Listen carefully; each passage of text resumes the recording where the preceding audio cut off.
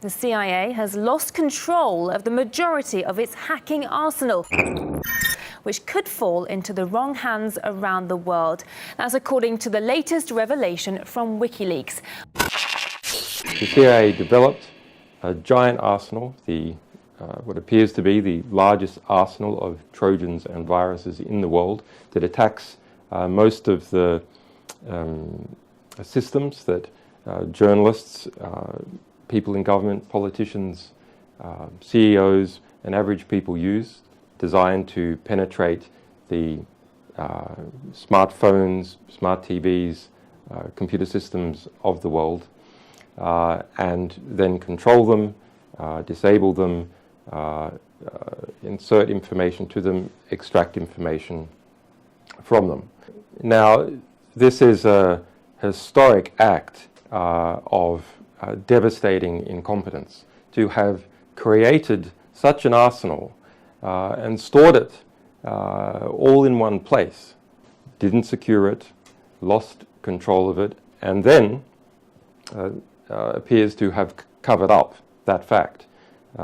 We see some press reportage, and we've detected some things as well, that the Central Intelligence Agency became aware within the last couple of months that it had lost that material, or that we had that material, and has not disclosed that to the public, at least, has not warned the public that those loose cyber weapons arsenal is out there.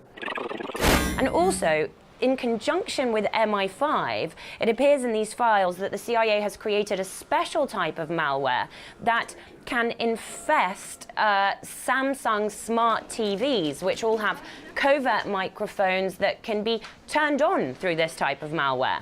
When you turn it off, it's not actually off. A lot of people remember the little red light. Right. That means there's still a computer in there, and it's listening for the remote to call back again to turn on. Otherwise, it wouldn't be able to do so. So what the CIA can do is they can latch into that, and even when the TV is off, they can still listen to the microphone that's in the television.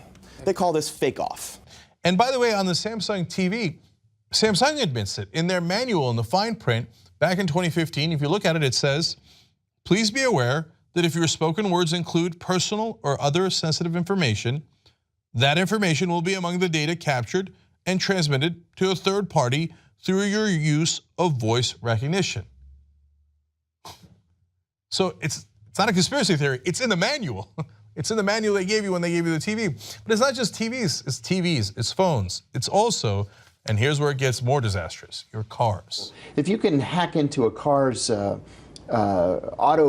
autopilot feature and drive a car, off the road, into a tree, off a cliff, a bridge, whatever, and they're not having any record of it, I would call that an assassination tool. It can be accessed from outside and perhaps taken control of. And this can let you do a whole lot of things, from playing the music to taking control of the car entirely and crashing it if you want to assassinate somebody.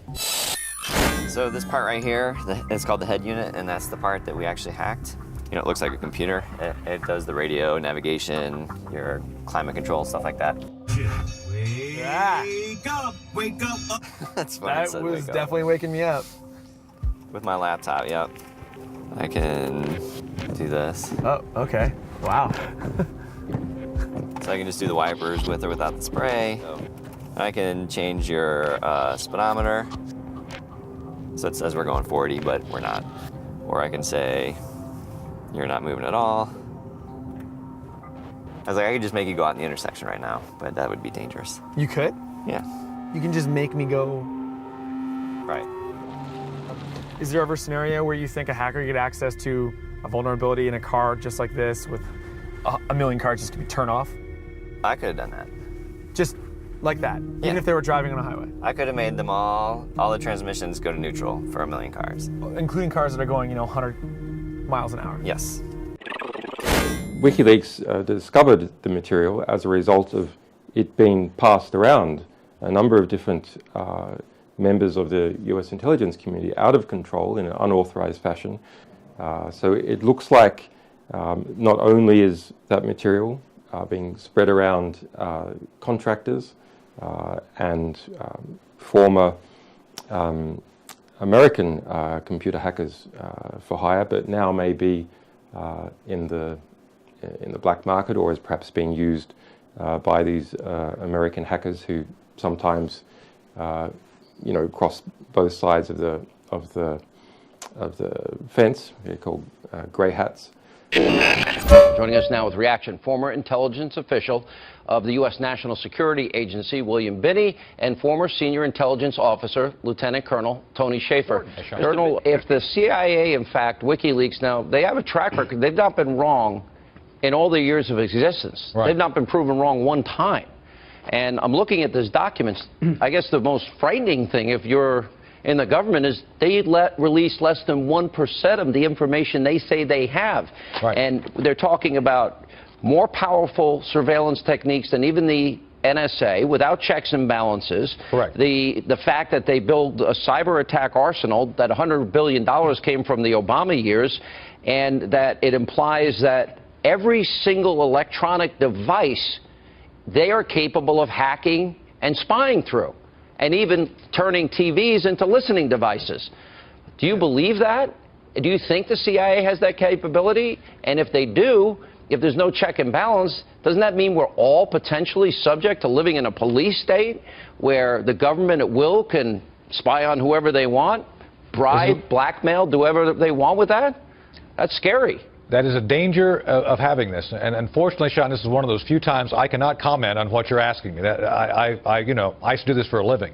I will say this: I think some of those things are even more powerful than you listed. And let me say this, and I don't know if Bill will agree with me or not. ATP 2829, the so-called Russian tool that we used to hack the DNC.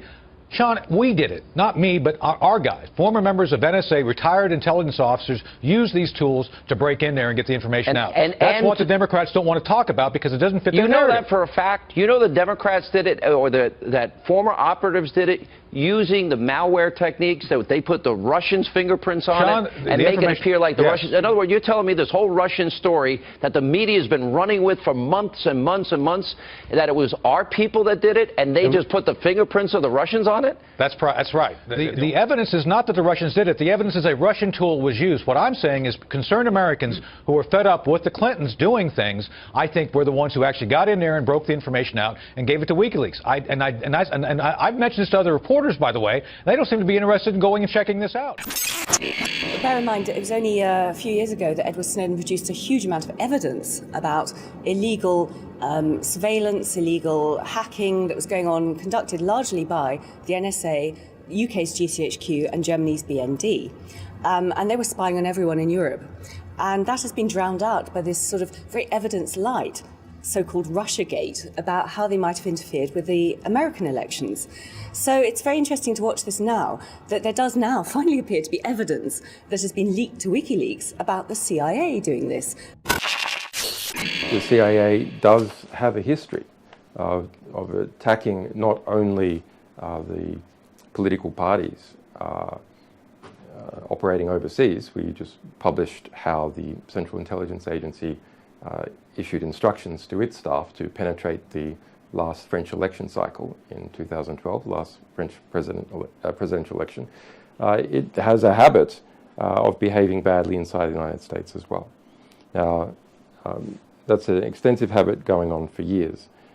Most recently, in 2014, the CIA was denounced by the US Senate Intelligence Committee because it had hacked their investigation in Congress into the CIA torture program and had used its hackers to retrieve documents that the Senate Intelligence Committee had, evidencing what the Central Intelligence Agency did in terms of torture. Director Brennan, in 2014, the CIA conducted an unauthorized search of Senate files, including the emails of Senate staff investigating the CIA's use of torture. The CIA Inspector General later stated that the search involved improper agency access to Senate files, and a review board that you appointed concluded that the search resulted in inappropriate access to the committee's work product. You initially denied that the search took place, but the reports of both your Inspector General and the review board show that this denial was at odds with the facts. After the facts were publicly exposed, the CIA even wrote an apology letter that you did not send. I think, Senator, as you well know, there were very unique circumstances associated with this whole affair. These were CIA computers at a CIA... Why did it do that? Well, I mean, it's given various excuses. The answer probably is because it perceived that that information would be a threat to itself as an institution. This is how institutions behave, especially intelligence institutions. Of the CIA were reasonable, given the very unclear and unwritten or unspecific understanding between the committee and CIA at the time. In terms of Mr. what... Director, my time is short, but that's not what the Inspector General or the review board... I respectfully disagree with you, I'd like to read the exact words. The exact words of the review board were, it resulted in inappropriate access to SSCI work product. And your Inspector General reached the same conclusion. And so the question here is when you're talking about spying on a committee responsible for overseeing your agency, in my view, that undermines the very checks and balances that protect our democracy. I'd like to point something out that's really important that people forget. When we talk about cyber warfare, we're talking about a different world than nuclear war, for example. First of all, cyber warfare can be many times more devastating than nuclear war in a horrible way. And yet the weapons, like I understand there was over $100 billion put over the past 8 years put into the CIA's hacking division by the Obama administration. And that was, by the way, just taken, okay?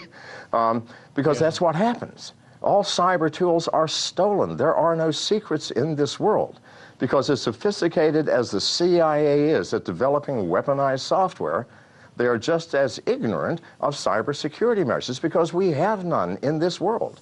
They knew at some point it would be taken. And this time next year, it's going to be on the dark web, and a 15-year-old kid can buy the entire set for $100. This is the reality.